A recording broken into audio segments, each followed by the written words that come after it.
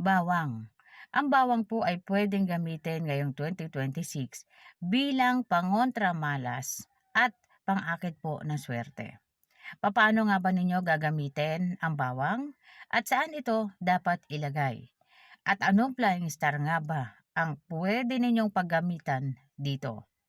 Meron po tayong flying star na nagdudulot ng pagkawala ng wealth. Dito, pwedeng ilagay ang bawang para mapigilan or makontrol ang mga tao na pwedeng magdulot sa inyo ng pagkawala ng wealth ninyo. At pwedeng gamitin ang bawang bilang pang-akit ng swerte. Saang mga lugar dapat ito ilagay at paano ito dapat ilagay? Paano pangangalagaan? Dahil po, hindi lamang natin ito ilalagay, kailangan bantayan ito. Dahil kapag nakita ninyo ang ganitong mga senyales, ito na yung time o oras na papalitan ito or tatanggalin. Kung mahilig ka sa ganitong mga video, huwag kalimutang mag-like, mag-subscribe, at i-share mo na rin para malaman ng iba ang kanilang mga swerte sa buhay.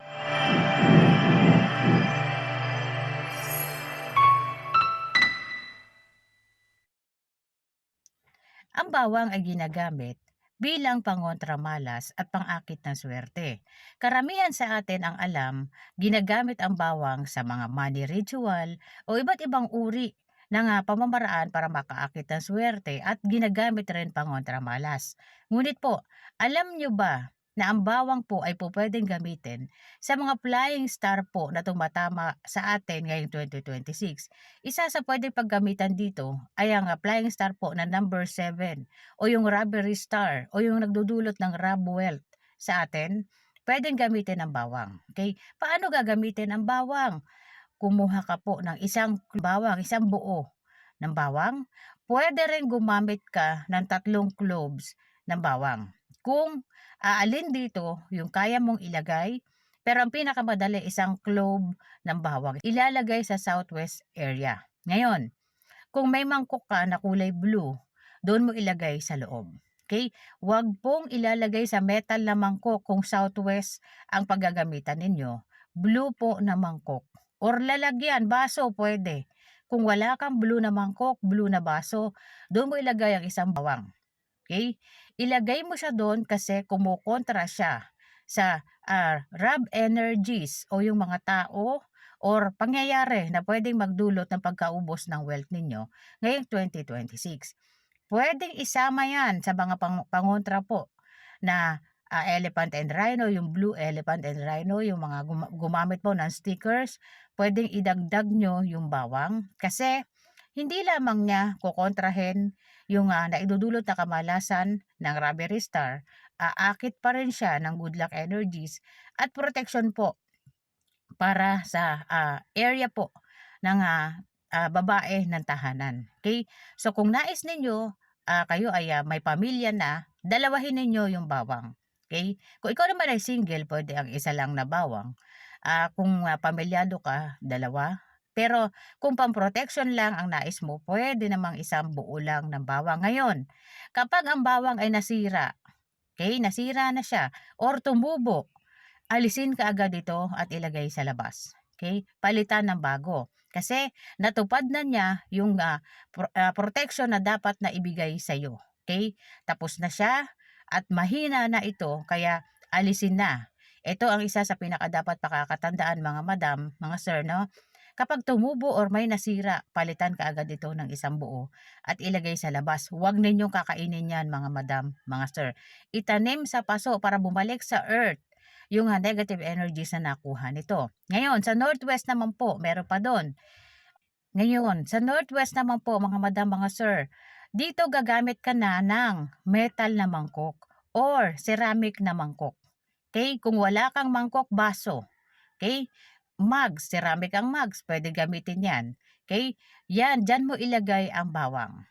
Pwede kang gumamit dyan ng isang buo or 3 peraso, ilagay mo sa area na yan. Okay, para maproteksyonan po laban sa rob wealth yung northwest area ng ama ng tahanan.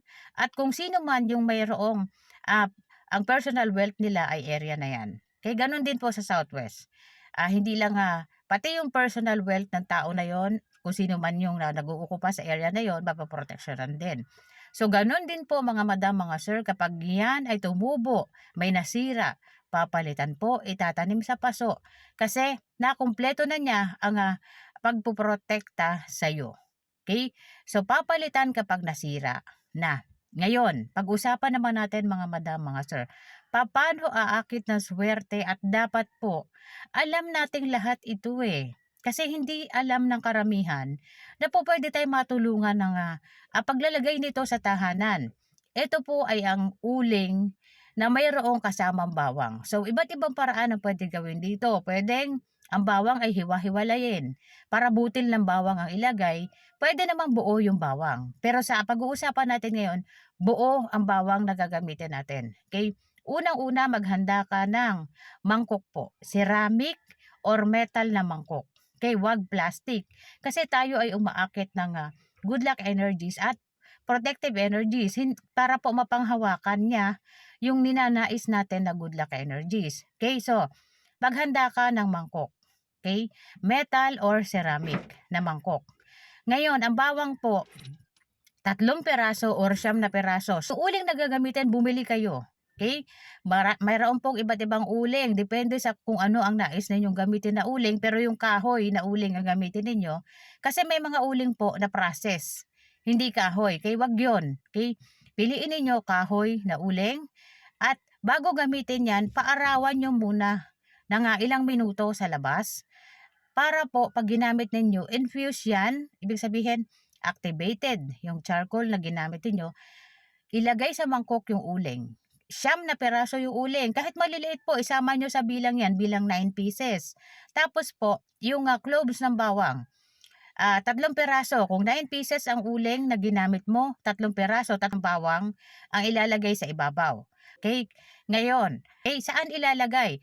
Maglagay ka sa northwest area para po sa sector ng ama ng tahanan. Maglagay ka sa living room mo. Maglagay ka near the door. Okay? At sa business area mo, ilagay mo. Pwedeng maglagay nito sa likod ng stove. Sa mga may snack business po, sa likod ng stove pwede ilagay yan. Dapat nakikita yan para nasasala niya yung negative energies at hindi papasok sa vicinity mo. Okay? Sa likod ng stove, sa mga may snack business po, sa likod ng stove nilalagay yan kasi para maproteksyonan sila doon sa gossip energies o yung mataas ang kompetensya. Halimbawa po, sa lugar ninyo marami kayong nagnenegosyo para maproteksyonan ka doon sa enerhiya na nagmumula doon sa mga kakumpetensya mo. Kasi nandyan po, taas ang kompetisyon, ibig sabihin, maraming negative energies na nakapalibot sa'yo, pwedeng makaapekto yan sa business mo.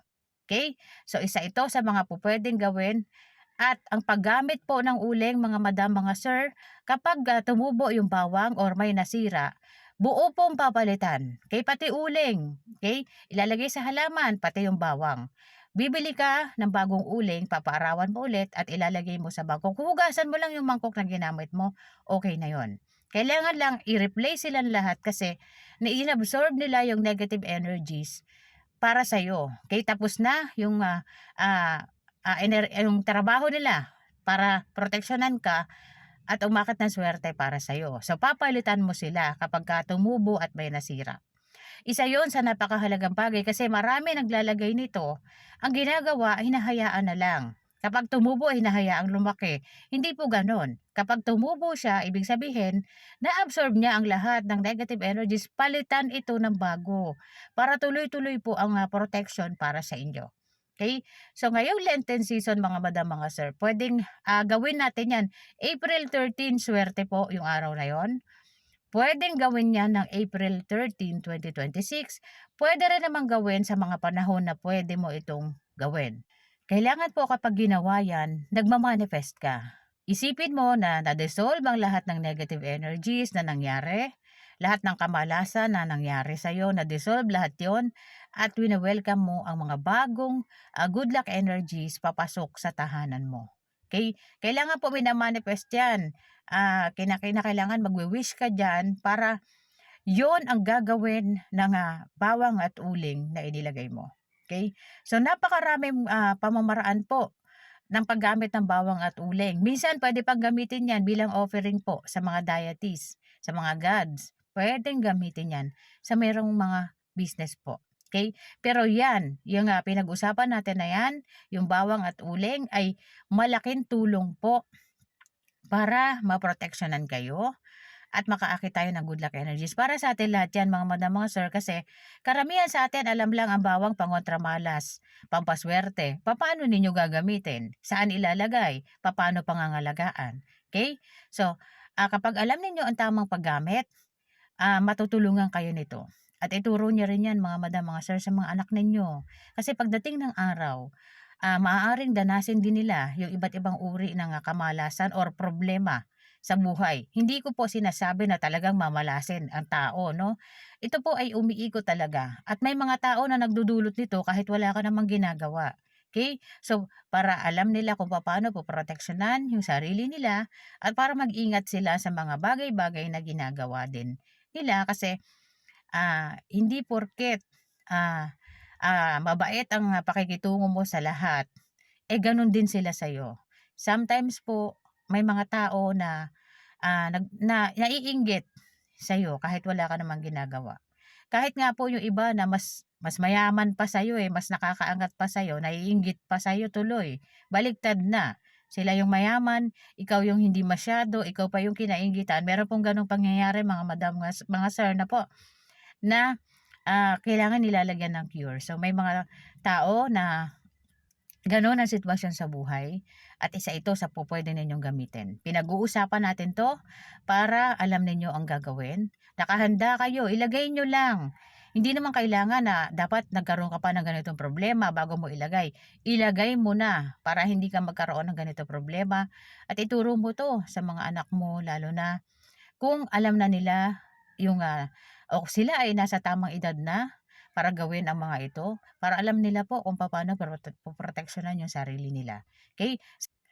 Maraming salamat po sa panonood, sa lahat ng subscribers ko mga madam, mga sir, salamat po sa panonood ninyo. Kung kayo may tanong, comment lamang po kayo. Kapag yan nakita ko po, yan ay aking sasagutin.